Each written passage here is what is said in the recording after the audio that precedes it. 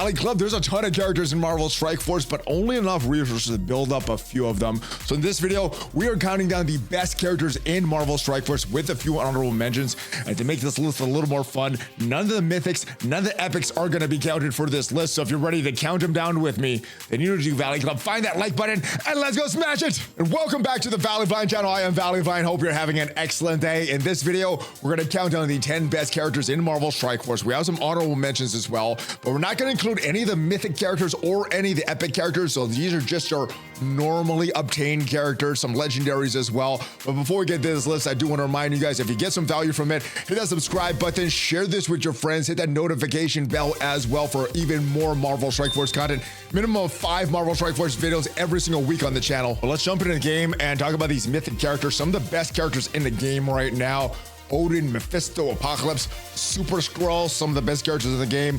Ultimus has a lot of use. Kestrel has some use as well, and Dormammu, Doom still have a lot of value. Ultron, if you're using the Masters of Evil, probably get a little bit of value, but not so much outside of the Masters of Evil. But a lot of great characters here. None of them are included on this list because these are characters I feel you should be working towards anyway, whether it be Dark Dimension or the next Apocalypse Saga. We're also not going to include the epic characters. Captain Britain probably would be on this list if we were including them, but because he's not really obtained through normal means and we don't know when he's going to get farmable or anything like that, not going to include any of the epic characters on this list either. Let's move forward to this list and start with the number 10 spot, Black Knight. Now, this is a very, very good character in the game right now, but if we made this list 3 months ago, 6 months ago, Black Knight would be at the top or near the top of this list because he was such a good character. But since then, we have a lot more counters in the game.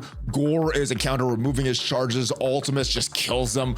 Void Knight, big time Spider-Man were some of the early counters that we have for him, but great character. But if you get an exhausted on him, none of his charges are really going to do all that counter-attacking, all the debilitating effects. And if you remove the charges, well, he's not going to be counter-attacking. And while he does have a strong basic special and ultimate, most of the powerful Black Knight comes from his passive, gaining those charges. He gains 5 on spawn. He's gaining another one every time he takes a turn. What that's going to do when an enemy attacks his character or an ally and he has charged with no exhausted, well, he's going to clear all barrier on that enemy, attack that enemy for 30% of this character's max health. So his max health does matter a lot. The bigger your Black Knight is, the more damage he's going to do.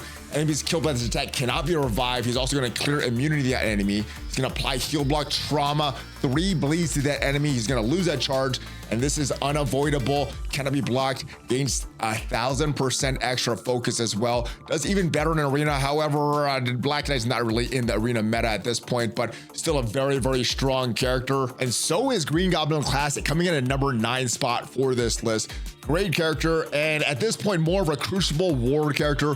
Not really using him in the raids, not really using him in arena anymore. And unless there's a specific node in Battle World, we give some bonuses. He'll be great in that, but Battle World does have kind of a rotation, so I wouldn't call him a Battle World character for this. Now, Green Goblin Classic does have a very strong ultimate. It is going to attack all enemies, 150% damage. Does a bunch of other things, and it's going to repeat that attack 2 additional times. Very, very strong. And while this is a very strong ultimate, I think the power for this character, like Black Knight, comes from his passive. On spawn, is going to gain 3 charge. And what that's going to do, lower damage by 15% for all enemies, lower resistance by 200% for all enemies. You can't put ability block vulnerable on Green Goblin Classic or any other Sinister 6 allies while he's charged. 40% more chance to counterattack for self and all Sinister 6 allies. That does come with the Awaken ability though. And at the end of any turn, if this character is charged, you're going to attack that enemy adjacent target is 200% damage, so counter-attacking, kind of like what Gambit does. Playing defense down, flipping speed up, flipping 2 additional positive effects and negative effects, loses those 4 of those targets and losing 1 charge after that. So big counter-attacking from Green Goblin Classic, big counter-attacking from Black Knight. And the main value for the next character, Nightcrawler, coming in the number 8 spot, doesn't come as much from counter-attacking. It comes from a very strong opening special and second turn ultimate here. Very, very strong special, attacking the primary target, 440% piercing, has a stun, has a bleed, has exposed, has a rebound chain as well. Just that enough is a very strong move, but it keeps going, does a lot of other things, helps him in the raids as well. But I think the big move for Nightcrawler is this big ultimate AoE attack, 500% piercing is huge, and if you have this go off in battle against that from an enemy Nightcrawler, your team could be in trouble. You're also going to clear all positive effects, apply 2 slow to a maximum of 3, vulnerable to a maximum of 5, clear all charge on the primary target, speed up to X-Men allies, prolong the duration of all positive effects self and all allies up to a maximum of 3, 500% extra focus, unavoidable, cannot be blocked, cannot be counterattacked. Very, very strong move, and if you could do this over and over and over, your enemies are going to be dead because Nightcrawler is such a great character. Another great character is Blade, and just like Nightcrawler, not only is Blade going to give you value in the raids as part of his Night Stalker team, he's also very good in Cosmic Crucible, very good in War as well. Now in War, a lot of people are placing the Night Stalkers on defense, but in Cosmic Crucible, these Night Stalkers, they smash the Orcus team. They smash a lot of teams out there, and obviously you need them for the raids. So Blade's gonna give you a lot of value in those game modes, but I think like Nightcrawler, if you're using a character outside of their primary team, so if you're using a character outside of Night Stalkers, Blade is going to be the one to use. I think his ultimate is what makes him what he is. Attacking the primary target, 290% piercing, reducing the speed bar, 25% health, stealing 20% health from the primary target, redistributing itself, bypassing heal block.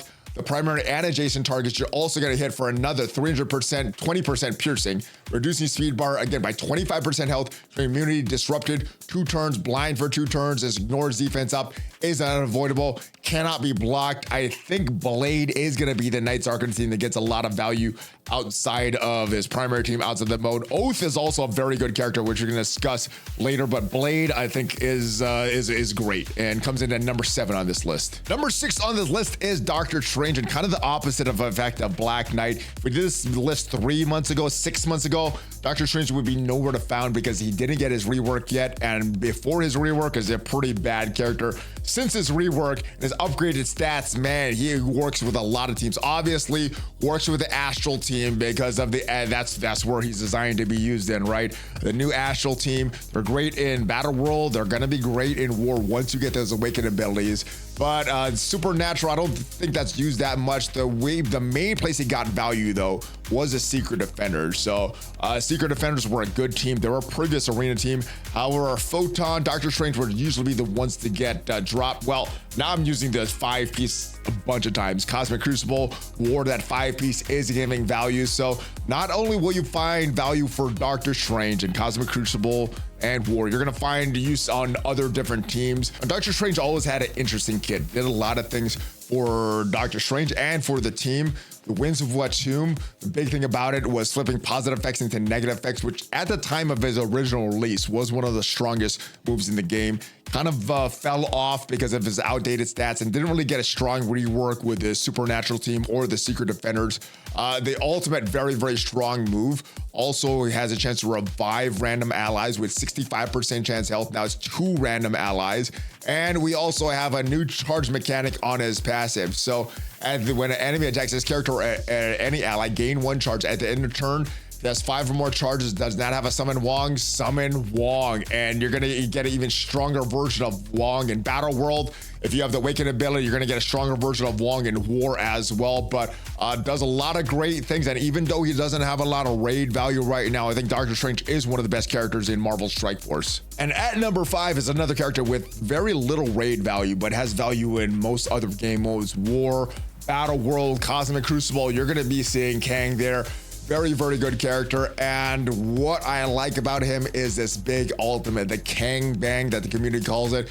Clearing all barrier, clearing death proof, applying defense down to all enemies, big AoE attack, 300% piercing, clearing 3 positive effects, reducing speed bar by 10%, does a bunch of other things, but I think the big thing about Kang is his passive, and what the passive does. On spawn, on offense, fill speed bar by 5% for self and all allies, which means that to win a mirror match, if you have a Kang on your field and on your side, the enemy does not have a Kang on their side, you should get the coin, or you should win the coin flip. It shouldn't be a coin flip, actually. And what that means, if you have a Kang on your side, the enemy does not have one on theirs in a mirror match, you should go before them, which will allow you to win most of the mirror matches with Kang on the field. So very, very good character, very strong ultimate, very strong passive.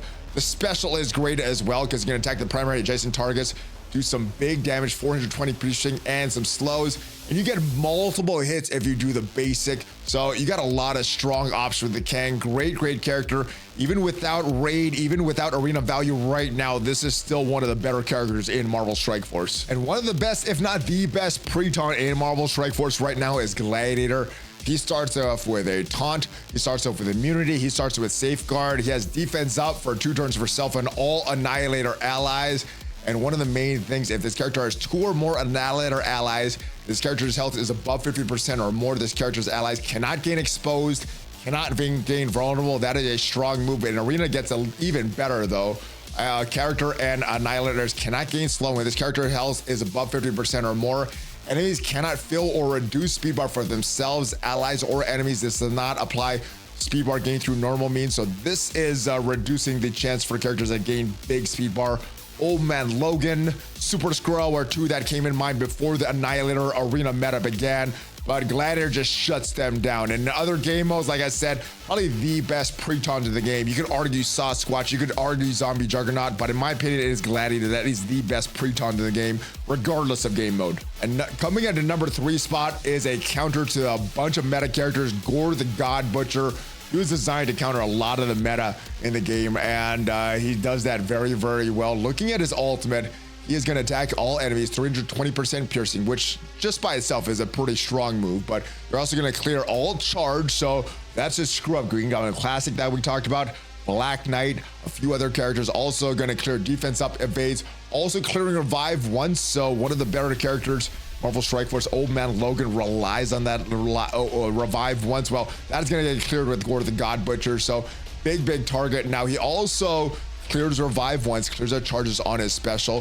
He also clears charges, but no revive once on his basic. Gorr can also gain charge. He gains 1 on spawn, and on any enemy death, he gains another charge up to a maximum of 4. Now, if he does have 4 more charges, he's gonna attack the most injured non-summoned enemy, ignores taunt, ignores stealth, uses the character's special Tendril Terror. The ability level is capped at the level of this passive. Then clear all charge on this character. He's gonna start this again. Now, when he does have charge also, he cannot gain bleed, and in arena, Annihilators also can't gain bleed as well. So very strong character, great in arena for countering a lot of meta, great outside of arena for countering the meta as well. So Gorr, one of the top characters in the game in my opinion. Coming in at number 2 on this list is, in what my opinion is the best of the Annihilators, and that is Endgame Thanos.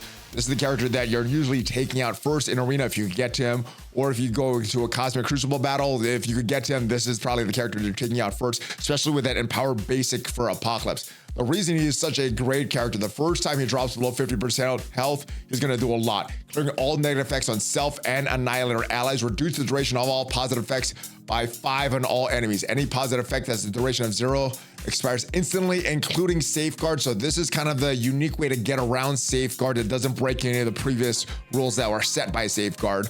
Also a big AoE attack, 400% piercing, 30% drain, 1000% extra focus, unavoidable, cannot be blocked, cannot be counterattacked. This is a move that's very similar to the ultimate here, still getting that big AoE damage, and you're going to reduce the duration of all positive effects on each enemy by 2. So still, this is something that can get rid of safeguard, still getting that defense down for 2 turns, shield blocks, and anything that goes to 0, any positive effect that goes to 0 will instantly expire.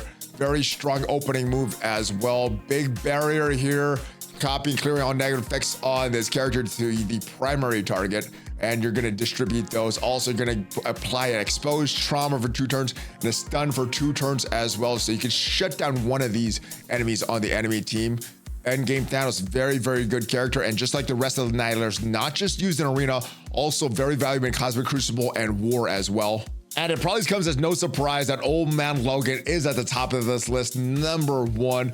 Probably not seeing him as frequently in arena. I think maybe if you don't have a Mephisto, maybe don't have Odin, you may still see some Old Man Logans in arena, but once you start to see more Mephistos and Odins, not going to be in arena anymore.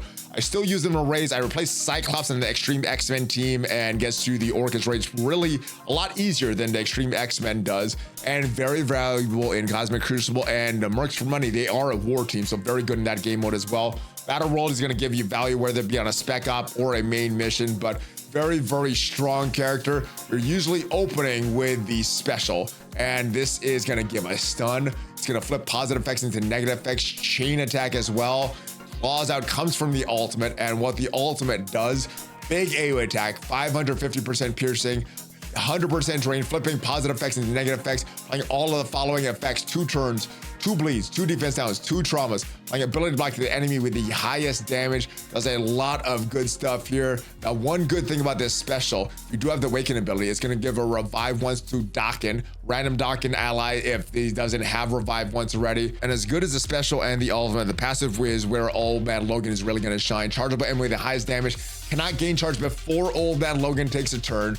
On turn, clearing all negative effects on himself, healing for 20% of his max health, plus 15% per random negative effect that was removed, kind of like the original Wolverine passive there. On attack, fill speed by self for 20%. So if you're getting a character that's attacking Old Man Logan, or if you run into a scenario with everyone else dies and Old Man Logan is the only ally you have left, well, he's going to be taking a lot of turns. And when Old Man Logan's health is above 50% health, he cannot gain stun, he cannot have his speed bar reduced. The passive does a bunch of other stuff, but yeah, Old Man Logan, if you've been using him, you already know he's one of the best characters in the game. If you don't have him unlocked yet, work towards that unlock. Hopefully get him very, very quickly, because yeah, he's going to give you a lot of value everywhere, and in my opinion, best non-mythic, non-epic character in this game. And as usual, there are a lot of great characters that didn't just quite make the cut into the top 10, so I'm going to mention them here as honorable mentions. Void Knight, very good character. Weaver, Agatha Harkness just got a rework, and she is great since her rework. Lady Deathstrike, one of the strongest characters in the game right now. Oath, all 3 Cabal members, Leader, Iron Patriot, and Namor. And as a full team, the Spider Society is one of the best teams in the game. But as individuals, Peter, Penny, and Paul all make the honorable mentions because they're all great characters, but just not as great as some of the characters that are on the top 10 right now. So let me know your thoughts on this list. Was there anybody I forgot on the top 10? Should someone be moved from the top 10 to the honorable mentions, or vice versa? Somebody moved up from the honorable mentions into the top 10. Hopefully got some value from this video. If you did, leave it a like. And if you want to see what are the best teams in Arena, how to win an Arena, whether a new player, endgame player, anywhere in between, check out the video up there, and I'll see you guys next time. Have a great rest of your day. Hulk fist bump, ValleyFlyin out.